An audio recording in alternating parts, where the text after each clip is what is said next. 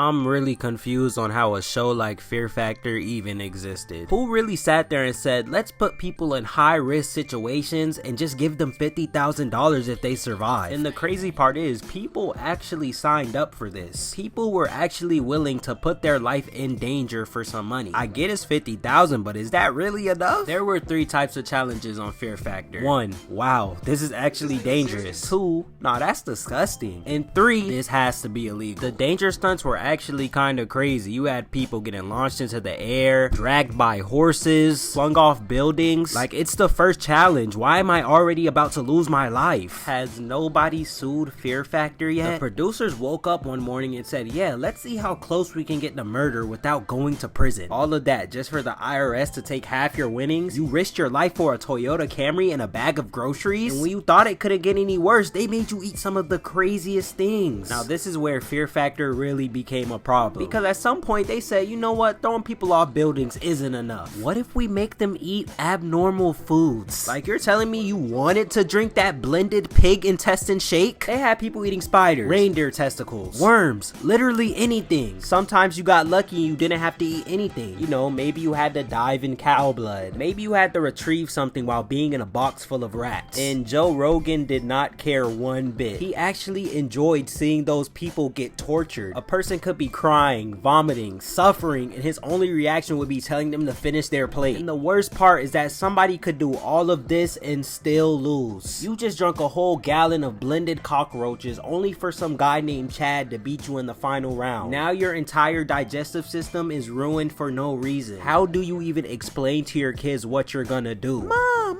where are you going? Oh, I'm gonna go jump off a building and eat lamb eyeballs for a week. You could go through all this, eat the nasty food, survive the death traps, risk your actual life, and still walk home with nothing. Like, imagine you almost died just to leave with a high five from Joe Rogan. What are you gonna tell your landlord when he asks for rent? Oh, I lost on Fear Factor, so I don't really have the money right now. But there were plenty of times where Fear Factor actually took it too far. They made people walk on a runway butt naked in front of a room full of strangers. They made contestants eat a horse butt. Hold on, cause it's gonna get worse. They strapped contestants into a chair while their arms were pierced by 10 needles, with each getting progressively thicker. And I was thinking, oh, did they have to escape the chair, or what happened? Turns out you just had to sit there and take it to move to the next round. And that's not even the worst. I don't even think I can describe this next one without getting demonetized. Let's just say they made those people drink something that shouldn't even be consumed ever. I mean, it was so bad that NBC straight up refused to air it. Like, imagine actually doing that challenge just for it not to be aired at all. And after that, Fear Factor was canceled. I mean, they tried to bring it back in 2017 with Ludacris, but it wasn't really the same. So yeah, Fear Factor wasn't a game show. It was a government-funded psychological experiment with a little bit of torture sprinkled in there. And it was somehow one of the highest rated shows on TV. I can't lie, I love Fear Factor. Don't forget to like, comment, subscribe, and without further ado, this is Peak Jarrett,